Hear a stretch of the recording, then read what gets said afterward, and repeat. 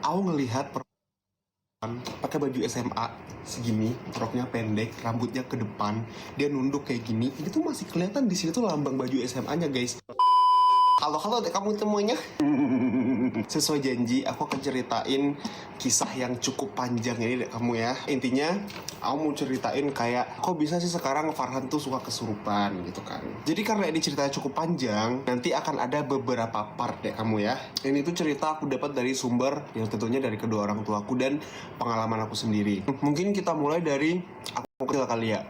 Jadi waktu aku kecil, aku tuh tinggal di kampung halamannya papa. Aku tinggal di sebuah rumah cukup terpencil dan itu tuh banyak persawahan dan banyak pohon kelapa. Pokoknya masih rindang gitu loh, masih kampung banget dan kampung banget. Dulu di situ belum ada listrik deh kamu ya. Yang paling aku ingat sampai sekarang adalah waktu aku lagi nungguin papaku pulang kerja sama mamaku. Itu aku masih kecil banget, tapi aku udah punya adik, si Aldi di bawahku tuh udah lahir sekitar umur berapa bulan gitu. Itu udah tengah malam banget, aku gak inget jam berapa, pokoknya itu udah lewat dari jam 12. Tiba-tiba ada yang ngetok pintu, tok tok tok tok. Terus aku bilang, "Ma, itu papa." Dibukalah sama mamaku. Set, nggak ada orang. Dilihat-lihat cengang-cengeng ada orang dan itu tuh gelap gulita guys, gelap gulita karena di luarnya tuh bener-bener kayak nggak ada penerangan. Akhirnya ditutup lagi, tet gitu.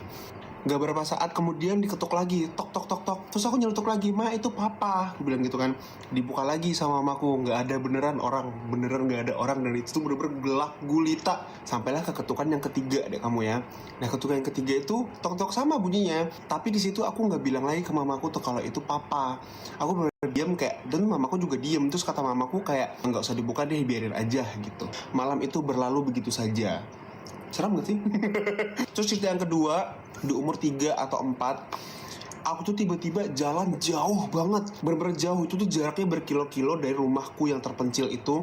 Aku jalan ke jalan raya, cuma pakai celana pendek, nggak pakai baju. Udah kayak anak tuyul keluyuran deh kamu ya.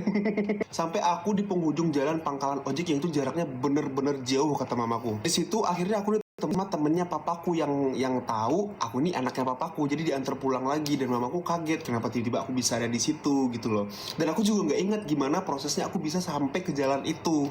Apa jangan-jangan dibawa jin? Hehe. Jadi sebelum masuk SD aku pindah kampung. Aku pindah ke kampung halamannya mamaku. Yang mana itu kampung aku sekarang yang ada mamaku di sana.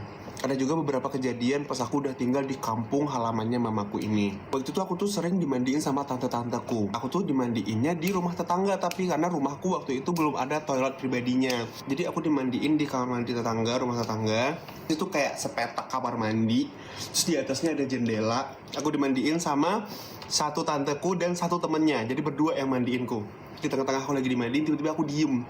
Aku diem terus aku membatu menatap ke arah jendela atas itu yang di kamar mandi. Dulu panggilanku di kampung itu Nanda, jadi dipanggilnya Nan. Nan, kenapa Nan? Tapi aku diem. Terus ditanya sama temennya, kamu lihat apa? Kamu lihat apa? Tapi dalam bahasa Padang ya. Ini tuh semua percakapannya dalam bahasa Padang. Cuma aku bahasa Indonesiain biar nggak ribet bikin translate gitu loh, capek. Hehe. Terus dengan santainya aku jawab apa? Itu ada cewek liatin di situ pakai baju putih sambil nyengir. Mereka berdua langsung kabur berhamburan dari kamar mandi, ninggalin aku sendirian di dalam situ. Parah nggak tuh? Ada lagi satu cerita, ini juga diceritain sama mamaku. Dulu pernah ada satu hari aku lagi main di tangga rumah. Jadi kan dulu rumahku tuh rumah gadang, rumah panggung gitu loh. Jadi ada tangga kan ke atasnya. Ada nenek-nenek lewat, tapi nenek-nenek ini tuh nggak pernah kelihatan sebelumnya di kampungku itu. Kayak nggak tahu itu nenek siapa gitu loh. Tiba-tiba dia nyeletuk ini ke mamaku. Ini anak, dia nunjuk aku. Ini anak nanti gedenya akan membawa berkah. Terus dia nunjuk adekku yang satu lagi, Aldi. Ini juga akan bawa berkah, cuma banyak rintangannya gitu loh. Udah, dia cuma ngomong gitu, terus dia pergi. Dan setelah itu nenek-nenek itu nggak pernah kelihatan lagi sampai detik ini. Kira-kira itu nenek siapa ya? Apa nenek Tapasya? Masuk ke cerita aku udah SMP kamu ya. Di SMP kelas 1, aku pernah ngalamin kejadian tiba-tiba aku nih jadi ngamuk gak jelas gitu loh. Aku pernah nyekek teman sekelasku cuma gara-gara emosi sesaat. Tapi nggak tahu kenapa aku berani kayak nyekek dia kayak membabi buta gitu loh. Tapi juga aku juga yang nangis sih. Disinilah titik puncaknya deh kamu ya. Masih SMP juga itu kelas 1, aku dapat mimpi. Inilah mimpi pertama aku yang paling aneh menurut aku. Kalian tahu di mimpi itu aku kayak kebangun dari tidur, cuma tempatnya tuh gelap banget. Kalian pernah bayangin tidur di satu ruangan yang itu tuh gelap, gak bisa lihat apa-apa. Terus tiba-tiba ada suara. semua percakapan di mimpi ini tuh pakai bahasa Padang ya, cuma aku bahasa Indonesiain aja. Suara tuh bilang gini, ayo keluar gitu. Terus ada yang nyautin suara itu, jangan keluar gitu loh. Kayak paham gak sih? Jadi kayak ada orang yang saut-sautan di dalam ruangan gelap itu, ayo keluar. Terus satu lagi jawab, jangan keluar gitu loh. Terus udah aku kebangun. Aku kebangun dan mimpinya habis-habis itu aja. Dan setelah itu aku gak ngalamin kejadian apapun. Cuma aku tuh kayak lebih sensitif aja dulu. Aku tuh selalu ngecium bau yang orang-orang lain tuh gak nyium. Teman-temanku gak nyium. Dan aku tuh bisa ngerasain sesuatu yang orang-orang lain tuh gak rasain. Oh ya udah kelas 3 SMP, aku dapat lagi mimpi yang sama.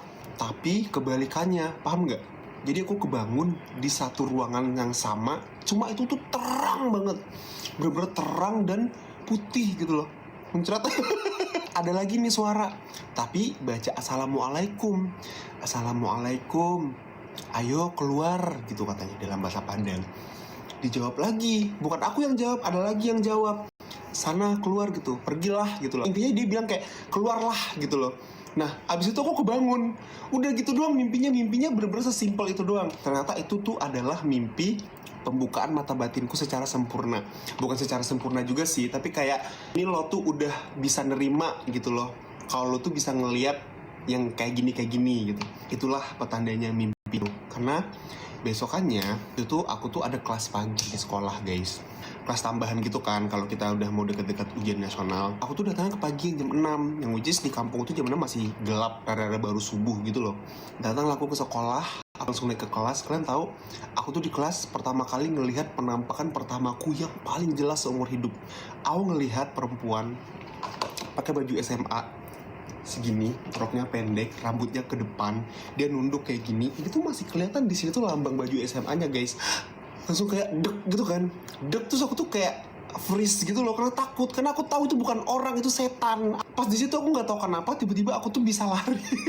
Aku nggak inget detailnya gimana, pokoknya aku tuh habis nggak freeze aku langsung lari ke bawah, dan di bawah langsung ada temanku baru nyampe juga, tapi aku nggak cerita apa-apa. Dan siangnya tiba-tiba aku kejang dan pingsan. Akhirnya dibawa pulang, dibilangnya sakit aja udah gitu. Tapi aku ceritain ke mamaku, paginya aku tuh ngeliat ini, tapi mamaku tuh nggak percaya awalnya guys, nggak percaya sama sekali. Pokoknya aku tuh selalu bilang ke mamaku tuh, aku tuh mulai ngeliat kayak sesuatu yang nggak wajar gitu loh. Aku kayak bilang ke mama, aku ngeliat anak-anak di dapur.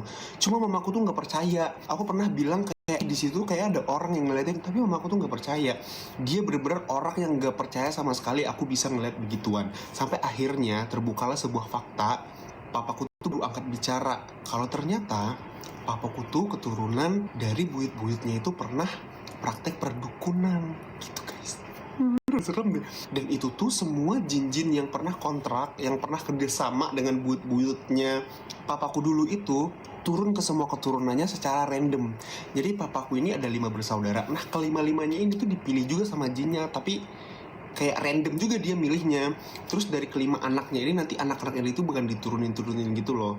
Jadi sebenarnya aku tuh punya saudara-saudara yang keadaannya sama kayak aku sekarang. Setelah semua kekacauan itu baru terjawab lah kenapa aku bisa seperti itu. Ternyata dari keturunan papaku gitu loh. Paham kan sampai situ? Nah sampai situ dulu, sampai aku cerita deh kamu ya.